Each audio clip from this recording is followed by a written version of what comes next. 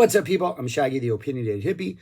This is part 2 of my deep dive into the Grateful Dead's officially released live catalog with regards to 1989. I'm going to try to do all the 89 shows since I'm really enjoying this so far.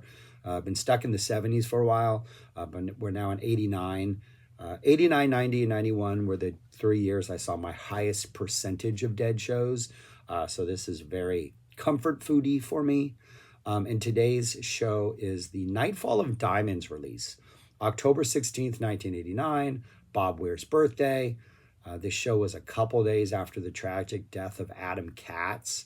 Apparently fell off, or nobody knows, but died after a show here at the same venue, East Rutherford, New Jersey, Meadowlands Arena.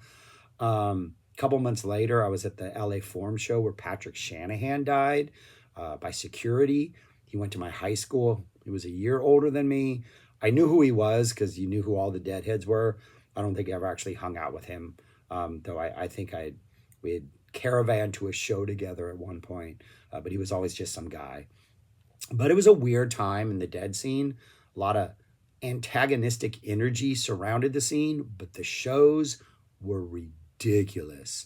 And this is an absolutely amazing show. Interesting show because it has a dark star. And if you were to rate this dark star among every other dark star ever played, it's far, far down the list because it's 1989. The entire dark star is split into 2 parts, but if you put the 2 parts together, it's about 17 minutes, which back in the day was like a relatively short dark star. But it doesn't really go far out there. It's just a really incredibly well played, optimistic, positive, enthusiastic dark star. And I think the energy of this show, despite the fact that maybe only one of the songs in the second set is sort of a definitive version of that song and all the other songs are just really well played, it's one of those almost the forest is greater than the trees type shows, where each individual performance is like, yeah, this was good, but this, yeah, but this, but together, it really works well. And it's Bob's birthday. So there's some Bob energy here. And Bob energy, when the rest of the band is on board and they take that energy, is a really, really good thing. First set, all of it fits on disc 1. Picasso Moon is the opener.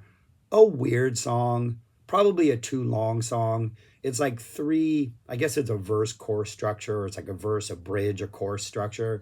And it's pretty much just that 3 times with like an ending jam.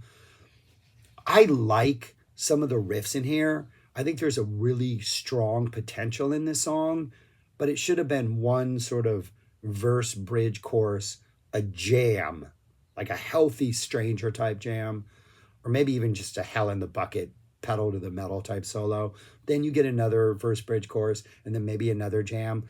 The way it's set up, by the time you get to that 3rd verse, chorus thing, I think it's just a little too repetitive, but it's fun energy. It's a weird song. It's got the awesome line, my little leather winged lover. Some really weird lyrics that are just pop my mirrored sunglasses on. A lot of cheesiness. But it sets up a very strong Bob vibe for the first set, which I think works. That goes into a Mississippi half step. Jerry's bringing the Mississippi energy. It's a little more eclectic and like upbeat, anxious in like a Picasso Moon way, but it works. The jam after the main set of lyrics is fantastic. About 3 minutes long, but they don't ever go into the Cross the Lazy River part, the Rio Grande part. Instead, they just kind of jam out and then slowly fade out and go into the next song, which is like a Feel Like a Stranger. So if you're looking at the time, it's like a 6.5 Mississippi, but that's because you're missing like an entire part of it.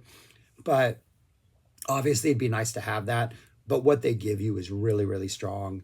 And then that goes into a Feel Like a Stranger, which is just perfect. They hit it. The vocals are great. The closing jam, everybody's just grooving. There are so many like Midland's keyboard, like eyebrows throughout this entire set are amazing. Brent is just playing out of his mind. Bob's stuff is fantastic. If I have a complaint, Phil needs to be louder in the mix. But everybody's just there. They are feeling it tonight. And this opening run of Picasso, Mississippi, Feel Like a Stranger, that's like 20 plus minutes. Absolutely amazing opening threesome. Instead of a Bob Blues song at this point, we get a Brett Blues song, Never Trust a Woman Who Wears Tight Pants. All right. Interesting Midland original. I like it as sort of a replacement for like a Walking Blues or a Minglewood, but it's still just kind of a Grateful Dead doing a blues song. We get a Built to Last, which I always have mixed feelings about. Kind of reminds me of a Jerry solo song, like a lesser version of Ruben and Charisse, at least musically. Um, it's a fun song. I don't know why. It just seems like a lot of stuff, especially from this album, from the Built to Last album, had so much potential, but the Dead just, something was lacking. And Built to Last is a good example of that. I want to like the song, and there are some good lines I like and some good melodies, but the overall impact is like, okay, it was Built to Last. But I'm enjoying it here because I have not heard a Never Trust a Woman or a Built to Last in years since I've been doing this sort of focusing on eras and reviewing stuff. So fun to hear. Stuck Inside a Mobile with the Memphis Blues again. I was recently in Mobile.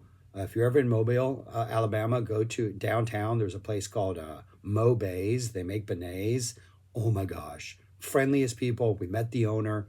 Absolutely amazing. Go get a beignet in Mo Bays. I'm recommend it to everybody. Um, this one kind of starts off kind of almost like they're not feeling it, but then Bob is bringing it vocally and he is having a great time. And by the end of it, the energy is there. And when he gets to the last line about what I have to do to get it out of what do I have what I have to do to get out of going through all of these things twice, he then goes twice. He says it twice. And I don't know why it always makes me laugh because it's a cheesy little Bobism. Then we get a monstrous Let It Grow. And this is one of those in which that middle section, Jerry's just like running through his MIDI sounds and you're just lost in psych world. And it's absolutely amazing. The jam keeps going on and on and on in that sort of second, third part when they switch into the dun, dun, dun, dun. And they kind of lose momentum before they get to that dun, dun, dun part. And it's almost like Jerry's just soloing, and next thing you know, everybody else is just going dun dun dun dun dun dun dun, and it's kind of underwhelming, but it kind of works perfectly. Like they kind of dip into it and then rise back up out of it. But a great Let It Grow that leads into a monstrous wall of sound, just Jerry and the band giving you everything they have to close out the set with a deal. Like Deal is peaking right about here. This might be Apex Mountain for Deal, 89 and 90 era. Just a huge song. But a fantastic first set. Just the energy is strong. The band is jamming out. Jerry is playing licks galore. Like Picasso Moon, don't even listen to the lyrics of the song. Just focus on what Jerry's doing the whole time. Guy is just shredding. And then we get the second set, which is relatively short because it all fits on disc 2. So pretty short set.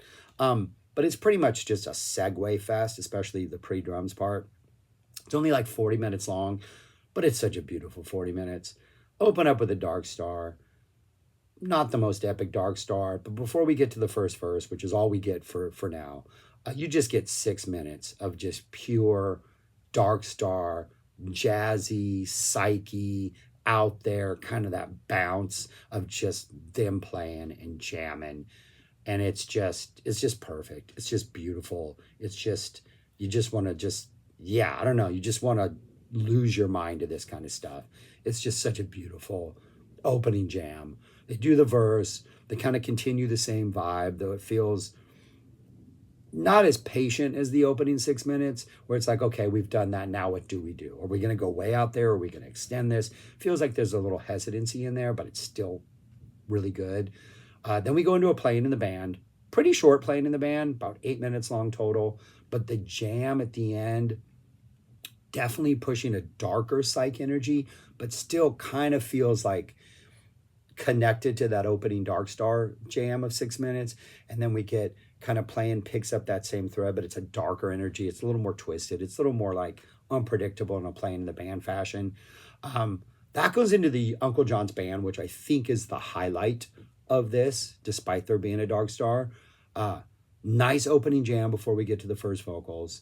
Vocals are great. The middle jam is epic. They're really pushing that psych energy. There's an awesome closing jam that goes into, it's essentially a 20-minute Uncle John's band. It's actually an Uncle John's band into a plain reprise jam, but on the disc they just call it a jam. But there's then this 9-minute jam after Uncle John's that has a playing intro. They do the playing reprise, then they just go off, and it's just all kinds of different flavors. There's this sort of like Brent and Jerry engage with this almost like music box vibe, this very almost childlike whimsical vibe that they just twist and spiral around, and it gets all like just dark and psyche, and they bring it down and they bring it up, and it gets really intense and chaotic at times. And then the drummers are adding these weird noises, or I'm assuming Mickey's adding these weird noises. This is all this like separate track called Jam after Uncle John's Band that goes on for about 10 minutes. It's just, I mean, it's an amazing, it's 40 minutes before drums, but you get like Dark Star is like a minute of vocals, and then like 10 minutes of just some of the most beautiful psych jamming. Playing in the band is like this epic 5-minute psych jam. Uncle John's Band closes with a jam, opens with a jam, and then you get this 10-minute jam afterwards. There is so much dead exploration in this first 40 minutes. It's just perfect. My favorite part of Uncle John's Band, though, is Brent's having a hard time with the lyrics. Listen to this on headphones, because you can hear Brent's like messing up some words. And when they get to the "how does the song go," Brent's like, "how does this song go?" and very emphatically hits that "this." Kind of a little funny moment. We get a drums. It's pretty short, like a 6-minute drums, 6-minute space. I'm going to complain. Space goes into "I Will Take You Home." Not a fan of that song. I just don't think it fits the Dead vibe. Jerry's got the MIDI sound Jerry has. It kind of sounds like some kind of woodwind instrument. It's kind of beautiful. It kind of works. Jerry's kind of saving this song, but never been one of my favorite songs. That goes into a pretty monstrous Miracle that has some good Bob Picasso Moon energy. We're tying in the Bob thread in. Nice closing jam where Jerry just kind of takes the lead and goes, "Hey, we're off and we're going to head back into Dark Star territory." We get about a 5-minute Dark Star with a really nice, maybe like 3-minute jam that has that Dark Star psych bounce to it. You can just feel the Dark Star energy. Pretty safe, jam, not too crazy. We get the second verse, which is something we don't always get. And then an Addicts of My Life. They just ease right into it. Addicts of My Life. Just beautiful. Just absolutely awesome. Crowd goes crazy. Just sits there perfectly. Band sounds amazing. The energy is good. Just awesome. Awesome. Out of the Addicts of My Life, we get a play and reprise. Really good energy. That ends the main set. And then for the encore, we get it, "And We Bid You Good Night." Good night. And that's it. But it's fantastic. I mean, the set list alone, that second set, the dark play in Uncle John's with a jam, and Addicts, Dark Star second verse, and "We Bid You Good Night," monster first set with a great Let It Grow, a great Deal, a great Mississippi, great Stranger. Really highly, highly, highly recommend this show. It was hard to rank these because the other one I did, Crimson, White, and Indigo from 7 earlier in the year, was also a fantastic show. But if I had to rank them, and I don't, but I'm going to put this one a little bit ahead just because of that 40-minute pre-drum segment and just the flowing in and out, the endless jams. It's just so well executed, so well done. Band's killing it. But yeah, 89. Really, really happy to be revisiting this year. Enjoying it. Good shows. Let me know if you've checked this out. If you haven't checked it out, please do. It is some good stuff. But yeah, subscribe, like, share, comment, all that stuff. And go listen to the Dead, people. And be thankful. Have some gratitude for the Dead. Because it's here in the States, it's Thanksgiving week. All right. Peace. Talk to you later.